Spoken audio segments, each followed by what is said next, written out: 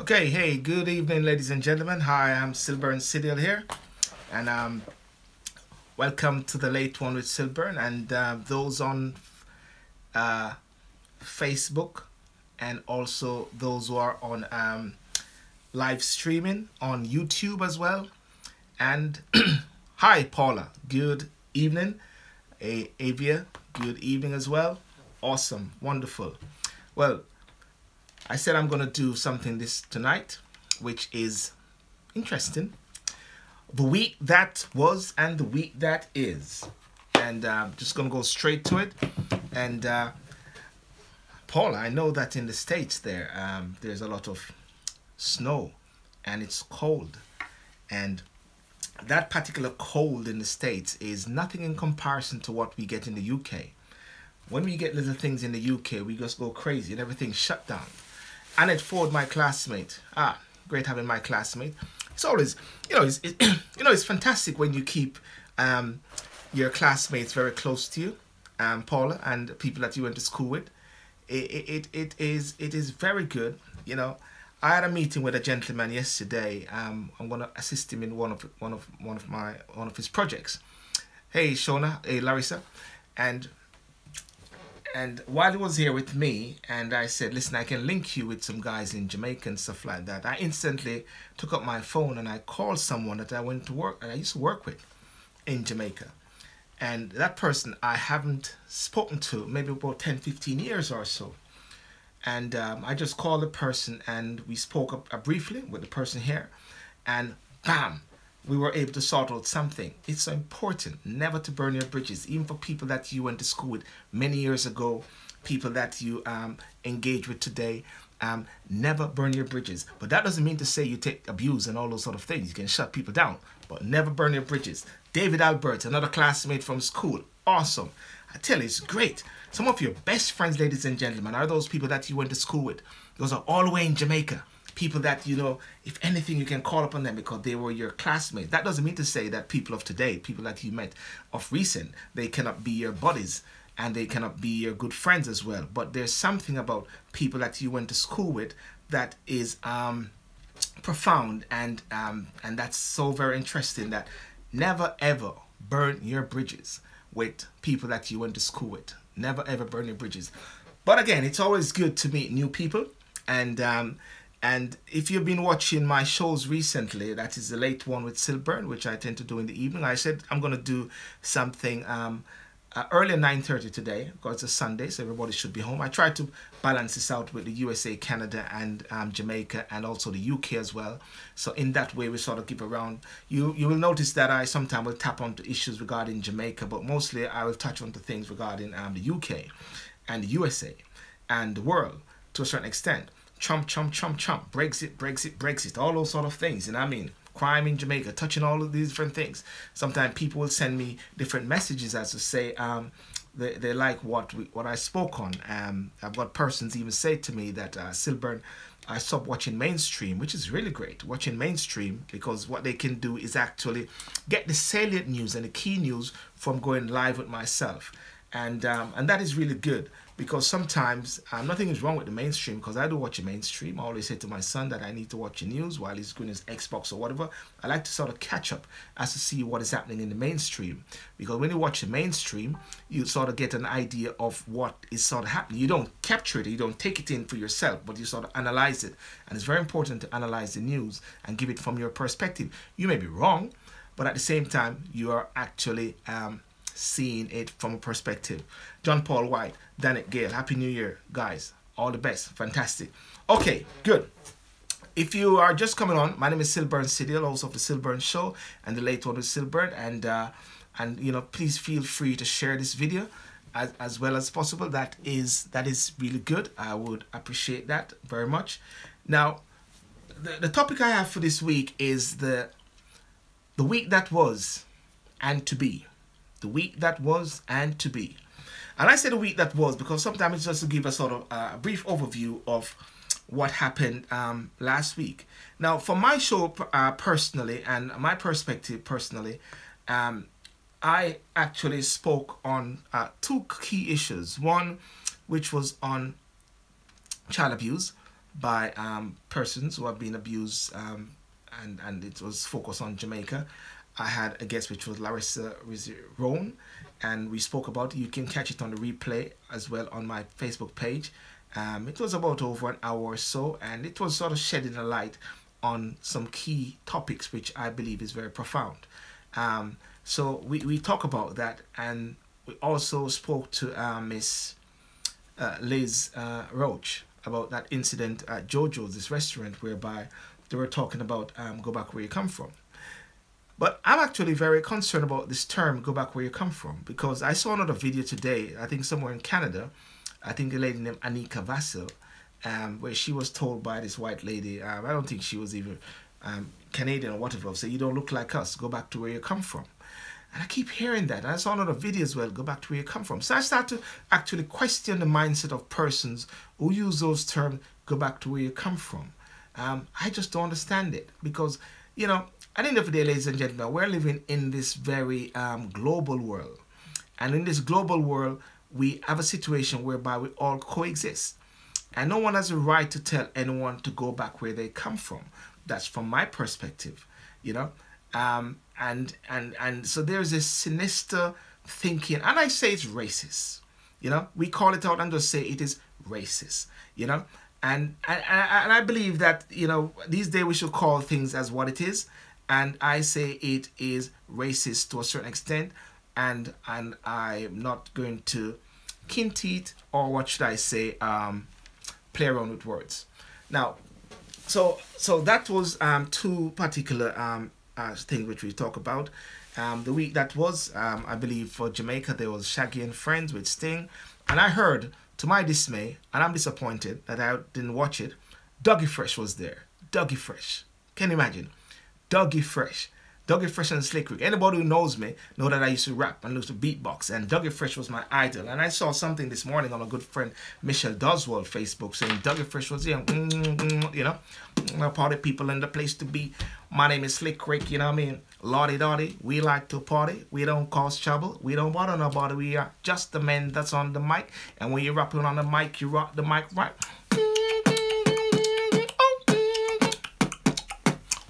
No.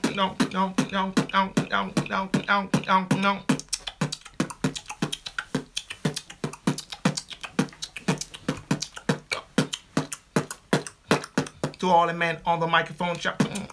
So that's what I used to do. So Dougie Fresh was there, and that was really crazy, man. When I saw that, and I was listening to him doing the Lottie Dottie bits and going through the history with Sting and stuff like that, you know, that was awesome. I saw a picture with my sister. She actually worked with the Buscabel Airport, and she took a picture with Sting, and she took a picture also with what's his name, Shaggy. So that was really good. I think she took one last time when Will Smith was passing through Jamaica. So my sister is meeting all those persons there in Jamaica, Claudia, you know. So yeah, so that was really good and fantastic work that Shaggy is doing there in Jamaica with Shaggy and Friends for the Bustamante Children's Hospital.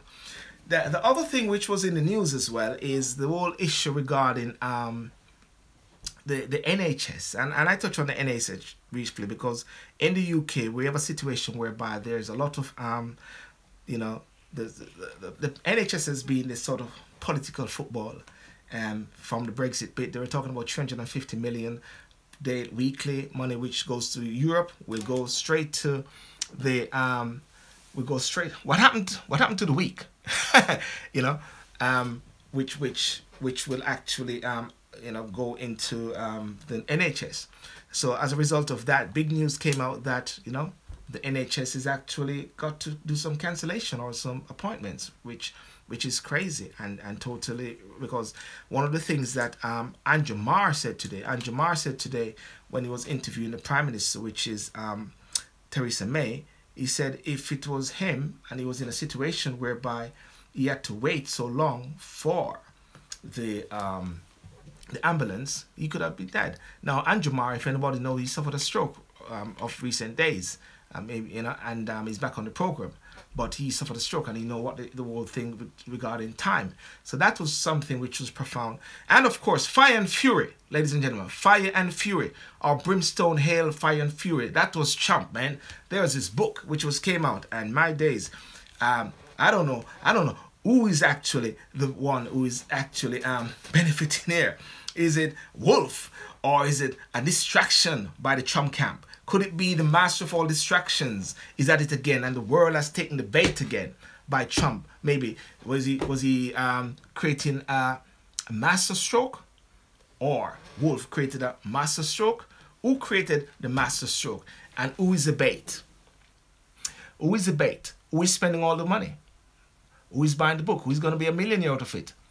I think actually nothing new which is in the book. The book is actually what everybody says, but people like to read something which is juicy. Maybe Trump and Wolf is in it together. Woof, woof, woof. Who knows? Anything could happen there. You know what I'm saying, ladies and gentlemen? The other thing also which is talked about, which was in the news last week, is about and for this week is going to be the political reshuffle with Theresa May. I'll go into that a bit earlier. And also we had the issue regarding this taxi man that raped over 100 women or so, or assaulted, rape and assault or whatever like that, and actually got out. I'm going to bring the story a bit more deeper, and the parole board actually released him so early. So this would be annoying for persons who are being abused and raped. I mean, Larissa Room could maybe feel that the fact that somebody who was raped so many women or abused so many women or whatever like that actually got out under 10 years, and none of them knew that he was actually coming out. So that is something which is very profound as well, which is very, very, very concerning. But the first thing I'm going to talk about in regards to the next week, and I say the next week because I believe the next week is going to be talking a lot about fire and fury. Now, anytime I touch on the Trump topic, it's always hail and brimstone, From the time when Trump was running for office, it was hail and brimstone. And now it's back in the... As a matter of fact, Trump has never even left the news. Actually, Trump is a person who's actually campaigning. He's campaigning still no matter what. So this guy named Wolf, wrote this book. And in the book, he actually talked a lot about that Trump is seen to be as a child, he's mentally unstable. And every time I hear those words, I say, that's nothing new.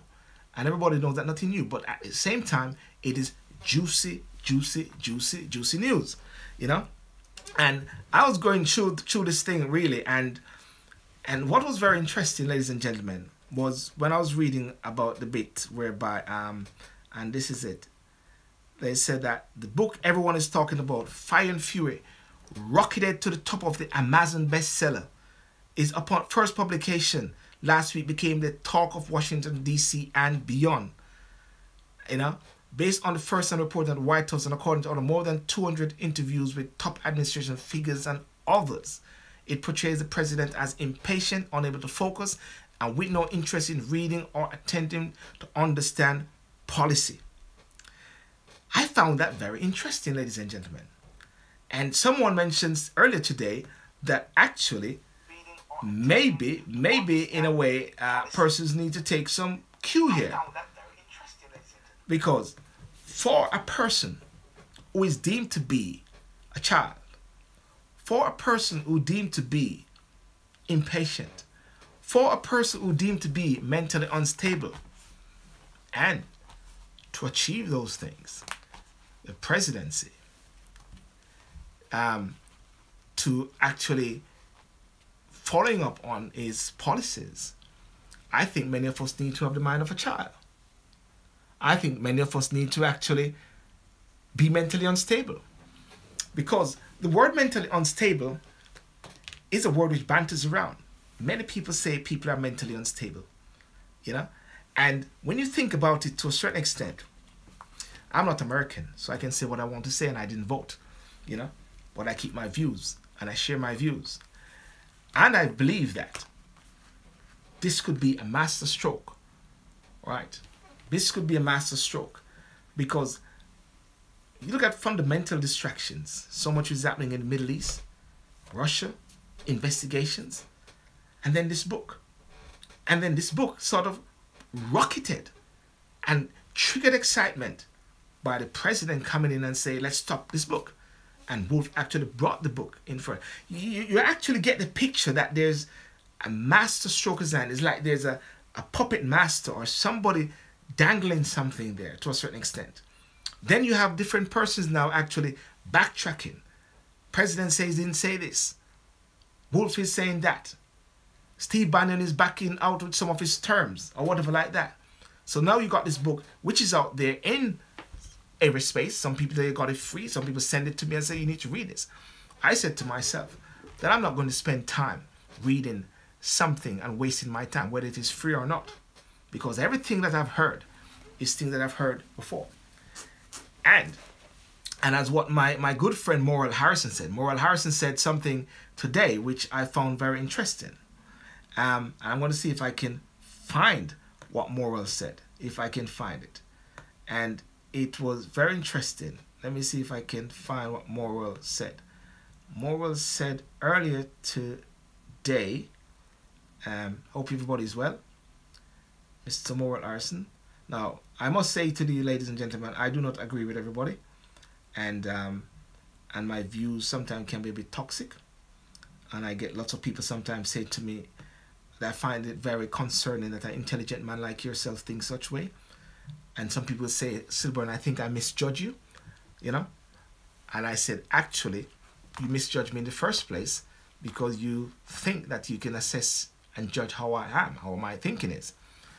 And many people sometimes when I say certain things and they actually align themselves, I say, you're changing.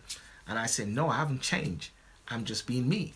But maybe I've said something that you resonate and you agree with. So therefore you think I'm changing because I agree. But I say, no, I haven't changed. I'm still the same person with an independent mind that think. I'm not a follower. And I say to people, I'm not an iClone, sorry, iRobot or a clone factor. And I say clone factor and iPhone because some people pick it up on me very recently when I said people are iRobot, you know, Will Smith show, iRobot, or clone factors. It is a figurative term. Doesn't mean to say people are iRobot or clones. But there's a mentality whereby sometimes people do not think for themselves. That people actually are used completely and are programmed by the media, you know. And I find that very interesting. Now, Moral Larson said, this is what Moral said. The brothers had a little disagreement and planned this book. And I bet they're calling our deranged black sister, and he's talking about Omarosa, who's talking about a book soon, all kind of names about her intended book. This book is another clever plan by the president and his merry men. They're probably on the phone now having a laugh. We are just cats meddling into dogs fight. The president is a master on winding up people, you know. And he went further by saying, the president might be the harsh parent who criticizes judges and knows it all, but he's still your parent. Robert May said, Trump have all the hallmarks of a white supremacist. His fingerprints are all over the place. Wouldn't be the least surprised if he's a covert KKK member or sympathizer, being given him the benefit of the doubt for some time, but it's there for all to discern. Ladies and gentlemen, that is very interesting. Okay, so what we're having now is this mother of books starting out, and actually it may blow the lights out of Omarosa's book, but she's got another story to tell. So everybody's capitalizing on the Trump factor as much as possible, and many people are going crazy. Now the Prime Minister also said today in her interview with Andrew Marr, they said, will Trump be coming to the UK? She said yes. They said, what do you think about the fact that he's actually being considered as mentally unstable? Or he's like a child? She said, well, that's persons to think about, in paraphrasing what she said. Persons to think, that's person's view, and they have a right to their view, something which I always say. But I'm not going to waste time. And I encourage you not to waste time on the Trump factor. Because I believe, and I said this to persons many times, I'm not going into the grabbing issues. I'm not getting into some of the policy issues. I'm not saying I agree with many things. But I say one thing for sure. There must be a lesson to be learned by someone who can actually take on the mighty and win the presidency of the United States of America, and actually being able to deliver on some of the promises that he has made, whether we like it or not. Some people always start to use the link of Mussolini and Hitler and say they also delivered on the promises. And I said, well, according to one's bias, one may actually say how they want to say, want to spin it. But I keep an objective perspective in the whole thing and say, let's keep focused. Maybe we can learn something from that. I said also, and I said it many time ago, even before election, but one of the things that I like about the Trump factor is the fact that he actually look out for his children and keep his children very close to his business. And I think that is very good, because I believe, even as black people, we need to actually learn how to pass the elevator down. Because one of the things that I found out since in the UK, and especially with black organizations, there's always never the strategy of passing the baton. You know, when you go to certain meetings, there's no, hey, Kavita, how are you? There's no any sort of way of passing the baton down to your children, children upon children. The Asians have it, I believe the Jews have it, but for the black community, we do not have that very much. So I say there are some things that one can actually capture. The other thing also which I said is about the tenacity and the resolve and the purpose. And I was watching some videos of Donald Trump some few years back, and I said, hang on a second, this guy's actually saying the same thing. This guy's saying the same thing from years ago. But whether it is, I agree with it or not, but there's a level of tenacity and a focus and a resolve. Now, many people try to debate and people try to get into things, and I say I'm not going to debate into all this. I'm just giving a perspective, ladies and gentlemen, and a perspective is very crucial as much as possible. So I'm going to let that land there, but that is going to be a big thing for next week and beyond, and it's going to continue and continue right up to the midterm, that this unstable guy, think like a child, twisted, but yet at the same time is running the most powerful country in the world, and at the same time has won over and has a Twitter following of 45 million. Now, if I was the president of any country, I would keep that Twitter following, because I can cut right through the maze and keep it. The guy's a genius. Okay? My genius, crazy genius. Remember, there's always a thin line, ladies and gentlemen, between craziness and genius. Einstein, all those crazy persons, the ones who go far, there's always a thin line.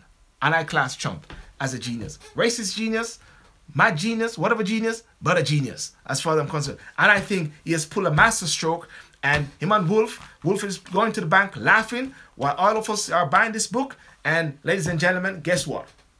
They're laughing to the bank. And who are the pawns? Not me, you are. If you get caught up in the whole frenzy, ladies and gentlemen. That's my view in regards to the Trump factor. Fire and fury, brimstone, fire, bang, bang, bang, bang. Now, the next thing now is, I want to talk about this whole thing regarding this John Woodrow, right? And this is something which is going to continue on and beyond. And I'm just going to give a perspective on John Woodrow, right? John Woodrow is a taxi driver, yeah? Who is believed, they said, to carry out more than 100 rapes and sexual assault on women in London between 2002 and 2008. And he used to be freed from jail. He claimed to be something of a white knight. What he does is rescue women late in the night, those who are maybe drunk or whatever like that. And unsuspectingly, he actually put wine, jugs or whatever in their drinks. Sometimes he give them drinks, and he abused them and he assaulted them. And he was convicted of 19 offenses in 2009 at Croydon Crown Court and ordered to serve at least 8 years in jail. The interesting bit about this, ladies and gentlemen, is the fact that the 19 offenses in 2009 was relating to a few of the persons, right? He has spent, now there is around 100 persons who have made claims that he has done this to them. But what happened is that the Crown Prosecution Service at some point said, that's okay, we have got enough to put him away. Now, what has happened now? Now 60, Woodrow, he has spent 10 years in custody, including a period on remand. When one woman went to police in July 2007, he was arrested, but police decided they lacked the evidence to press charges, so they let him go. Between then and February 2008, listen to this, 29 women were attacked by war boys, right? And apparently he had a taxi business in Dorset. Is a studio which he produced adult films, and there have been reports of incidents at the time of Warbur's. Normally he attack women between 18 and 33. So the big thing now is that he has been released by the parole board, and the parole board actually said that he's free from jail. But the dilemma is that it wasn't communicated to the ladies that he assaulted. Big palaver, whereby the decisions and what happens with the parole board is normally confidential. But apparently next week there's going to be query on top of that as to how to deal with that issue. You say, little did they know as well at the same time that he had all these sort of cheap, bubbly and all those sort of things which he were actually giving to the woman. And you see, the thing now is this: women now are actually going to be saying that what's the sense of actually reporting these things? Because if those other women, which is now being claimed, and this is what the solicitor is actually saying for some of these women, if their case was actually brought into the frame, then the charges and the guilt of those would run concurrently. So in a way, he would be serving maybe the minimum of 100 years, if anything. If a few got him to 8-10 years, which he served some, then if the 100 went in, and of course some of them might not be successful, but at least 50, then at least 50 other charges and guilt would have actually got him to lots more years. So that's the problem there. And of course the parole board tend to operate based on the conviction, based on the charges were pressed, based on that particular case, not the alleged 100 persons, but those that came to court. So So what happened now is that the government is actually going to be looking into this as much as possible, because what they're saying is now it is not, that wasn't a very good look, if anything like that. So ladies and gentlemen, that is something which is going to be big in the news next week. Now, the other issue is the NHS, right? And the NHS, if those who are following, the NHS is one of those toxic subjects. The NHS is considered by many that the Tories is trying to wreck it. The NHS is whereby if you come to the UK and you go to the doctor, it's free. If you're here, it's free, and it's one of the magnificent service. I benefited from the NHS. Right? Both children are born in St. Lewisham Hospital, and it's an excellent service, I must say. But at the same time, they're actually being rocked by capacity, doctors, and money which has been put into the system. During the election for Brexit, one of the campaigning thread was £350 million will go to the NHS every week, and lots of people were believing in that. That didn't happen, you know. But the Prime Minister has defended the funding and questioned over the handling of the winter pressures. And she said, as a result, she said they're going to put more money. You know, the Labour is saying that the PNP lacked a plan to get people off the trolleys. And as a result of that, they're talking about some massive reshuffle. So there's a plan for a reshuffle next week. That's the other bit. And this plan for the reshuffle is whereby of recent days, if you've been following the news, the Prime Minister's lost Damien Green, who is the First Secretary, which is like the Deputy Prime Minister. So there's a possibility of someone actually who is going to be possible Deputy Prime Minister. And some of the word which is out there is are thinking that it's going to be Jeremy Hunt. Now that would be crazy. Many people are saying Jeremy Hunt is the Health Secretary. There's also the talk of Boris Johnson, and there's also the talk of the Chancellor.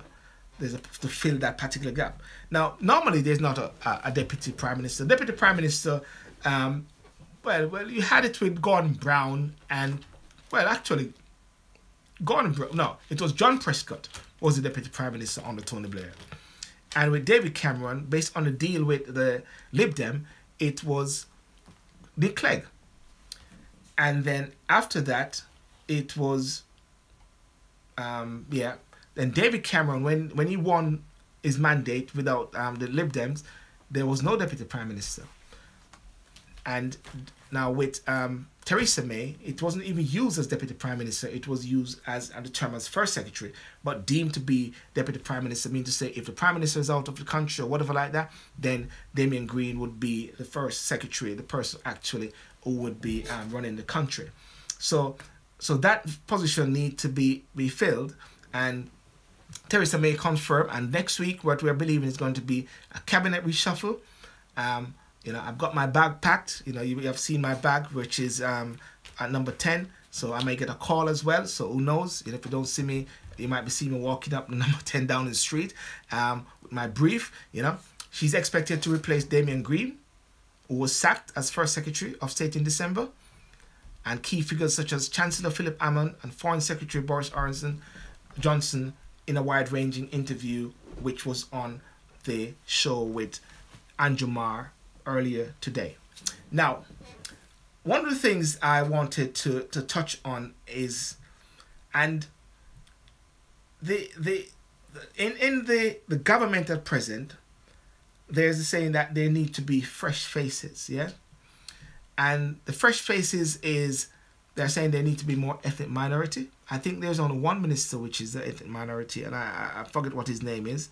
I believe he is a junior minister, Minister of Schools. I think it's Sam Gime, if I'm not mistaken. They're talking about people like Education and Secretary Justin Greening may lose their role. But when they look, there's hardly much space for actually new persons. And I always say this, that in order for new people to be there in the forefront and to be considered, to be selected, people need to put themselves forward. People need to put themselves forward for political office. People need to put themselves forward in order to be selected. If you don't put yourself forward for an MP or for a seat somehow, or get involved with the political process, then you can't say nothing if there's no black and ethnic minority person on the front seat as much as possible. Because guess what? We're not putting people forward. And that is very crucial. There is an election which is coming up in May, I believe in May the 8th. I don't know if it's after the wedding of Harry and Meghan, but that election, May the 8th, will be council elections, and therefore I would encourage persons. I know a few persons are actually running. I've been asked to stand again, maybe in Lewisham, in Catford South. I think I'll do it, because it's always good to keep your feet wet in politics.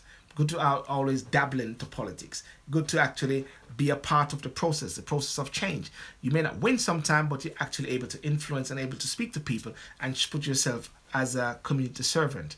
And I believe a community servant of political office is a honorary role, and I encourage persons to do that. I do that. I speak, for example, you know, one of the things that I do, I'm a neighborhood watch coordinator for my street.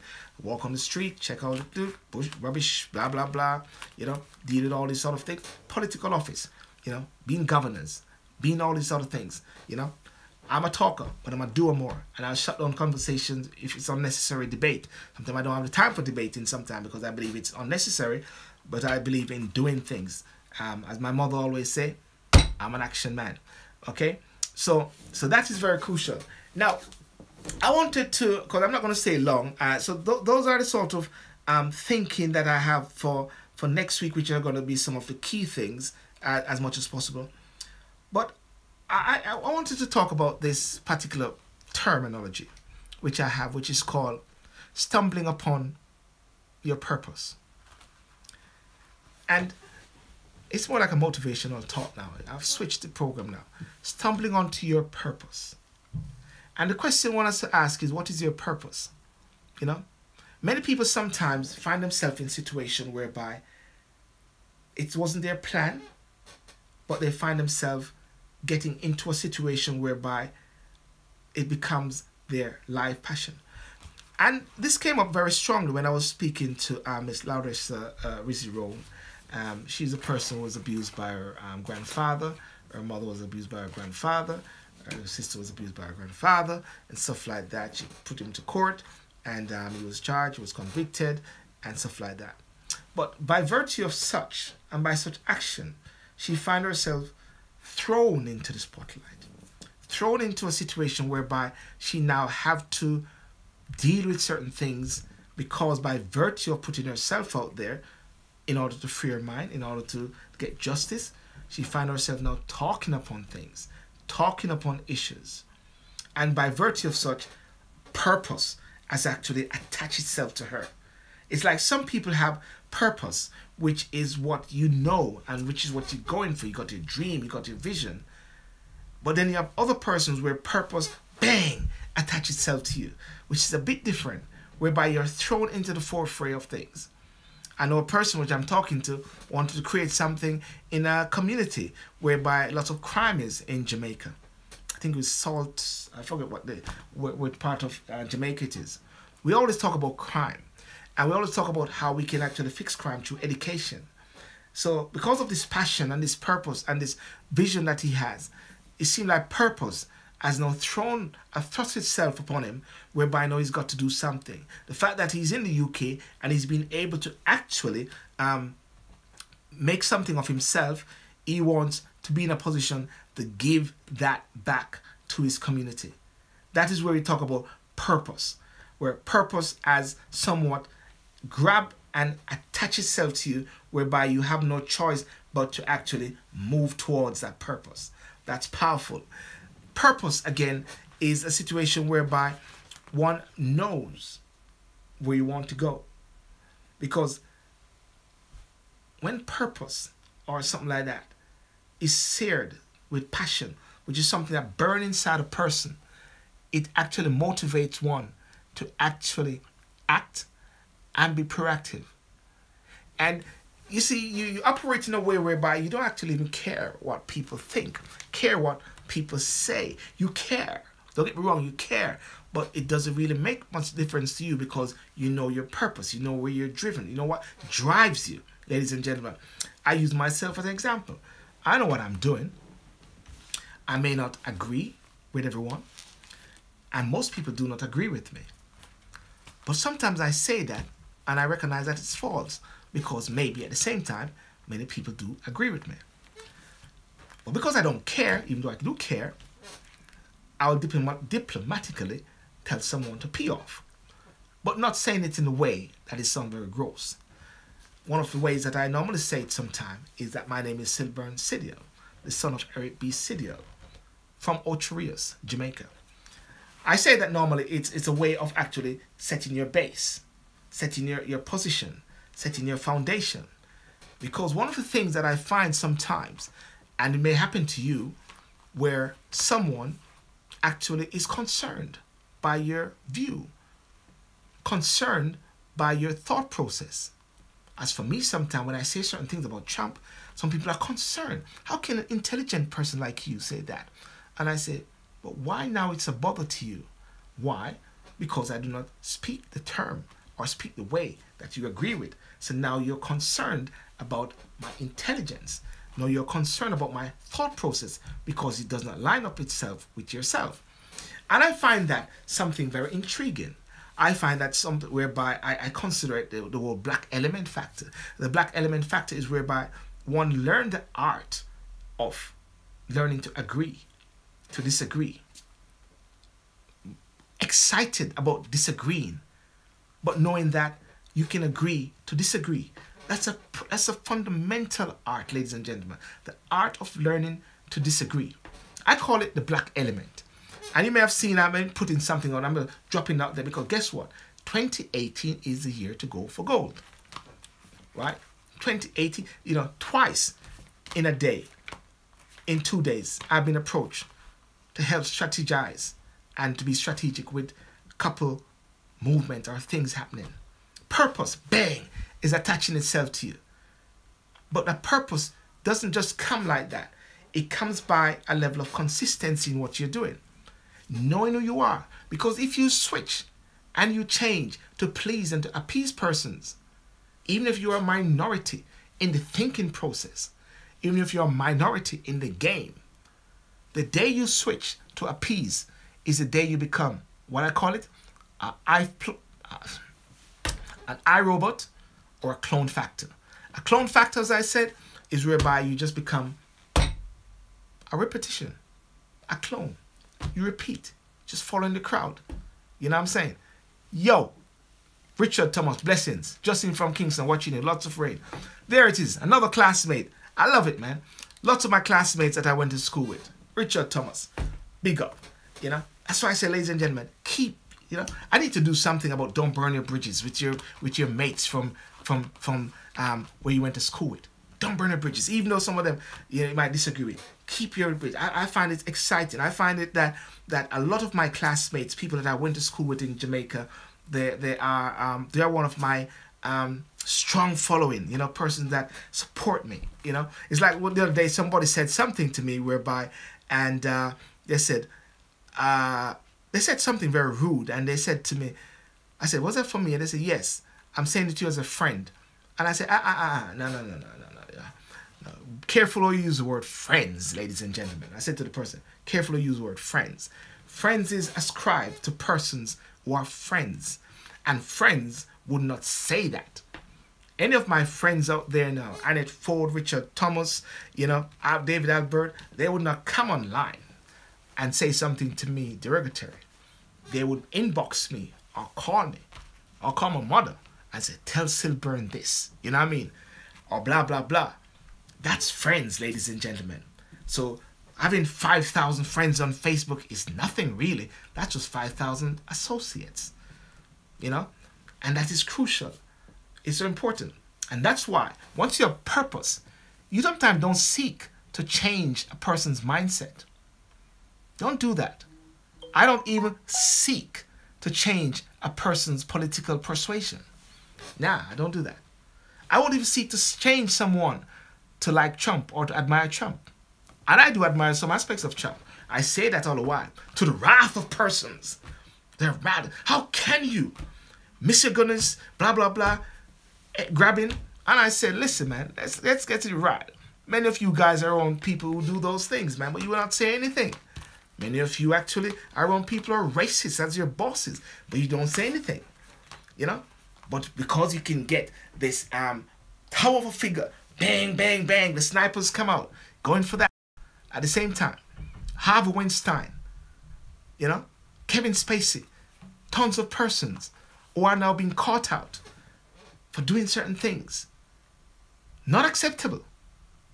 But I believe that in each person, no matter what, there's a common element, a very key factor that actually is very positive. So therefore, what I say is this. It's so important, as much as possible, to understand your purpose. Right? And once you understand your purpose, you can withstand any test. And especially if that purpose is seared or built with passion, you can move mountains. And especially when that passion is, and I must say that I've just got interrupted on my Facebook Live, but my YouTube is still going on, which is fantastic.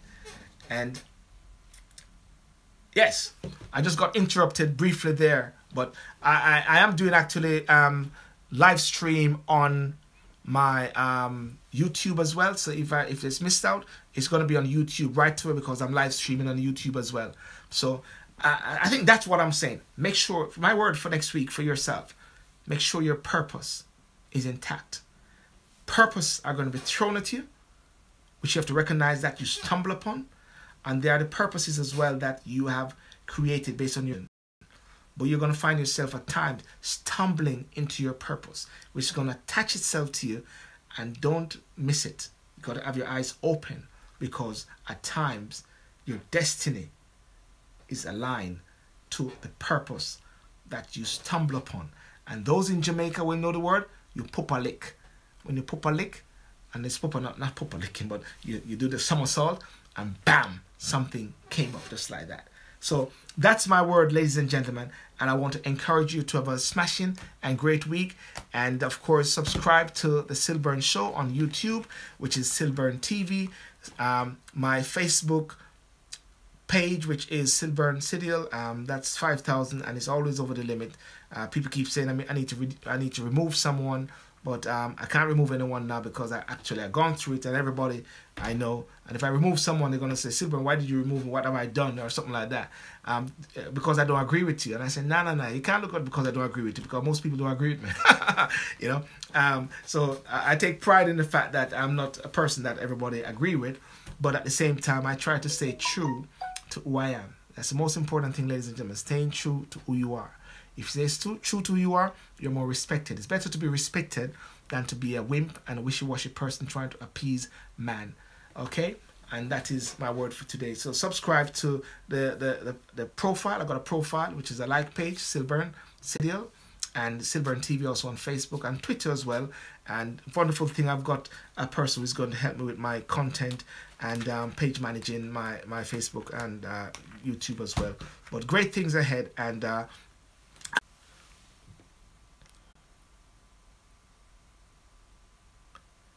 okay, so thank you very much, ladies and gentlemen, on YouTube. All the best. God bless. Bye-bye.